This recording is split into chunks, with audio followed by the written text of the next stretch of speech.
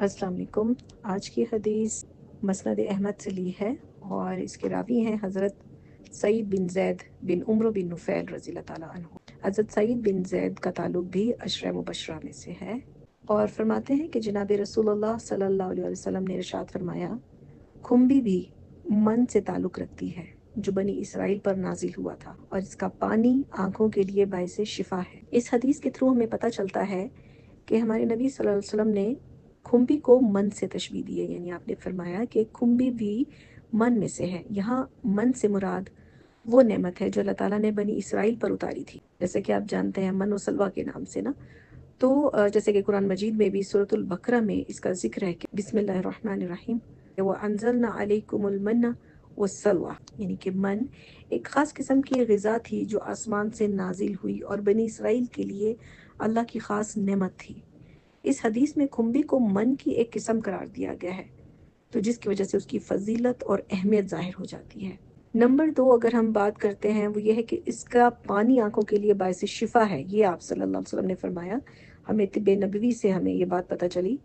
तो ये इस बात की तरफ इशारा करती है कि हदीस के मुताबिक खुम्बी का पानी यानी उसका अर्क या रस आँखों की बीमारियों के लिए शिफा का बाइस है। तो उलमा ने इस बात की वजाहत की है कि खुम्बी का पानी ख़ास तौर पर आँखों की सोजिश और खुश्की जैसे अमराज के लिए मुफीद है। अब अगर हम इसके तिब्बी फ़वाइद देखते हैं तो उस पर जदीद तिब में भी तहकीक हुई और इसमें कई किस्म की एंटी बैक्टीरियल और एंटी इन्फ्लेमेटरी खसूसियात पाई जाती हैं जो आँखों की बीमारियों के इलाज में मददगार हो सकती हैं।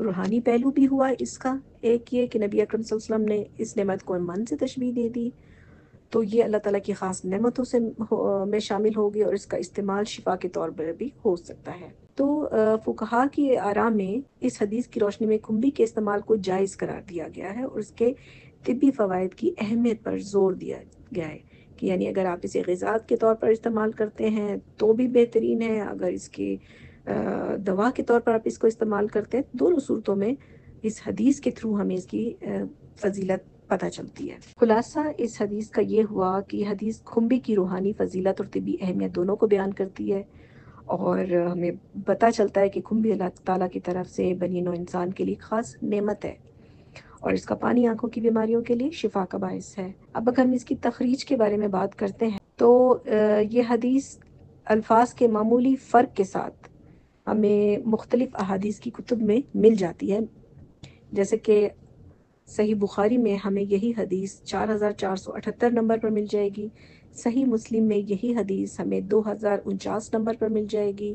जामे तिर्मिज़ी में यही हदीस हमें 2069 नंबर पर मिल जाएगी और सुनन इब्न माजा में हमें यही हदीस 3453 नंबर पर मिल जाएगी। तो जनाब खुम्बी यानी मशरूम्स जब भी इसका मौसम होता है इसको ज़्यादा से ज़्यादा इस्तेमाल में लाना चाहिए क्योंकि इसमें वैसे भी बहुत से ऐसे विटामिन्स भी पाए जाते हैं जो हमारी सेहत के लिए बहुत अच्छे होते हैं। बहुत से मिनरल्स इसके अंदर पाए जाते हैं जो दूसरी वेजिटेबल्स के अंदर नहीं पाए जाते।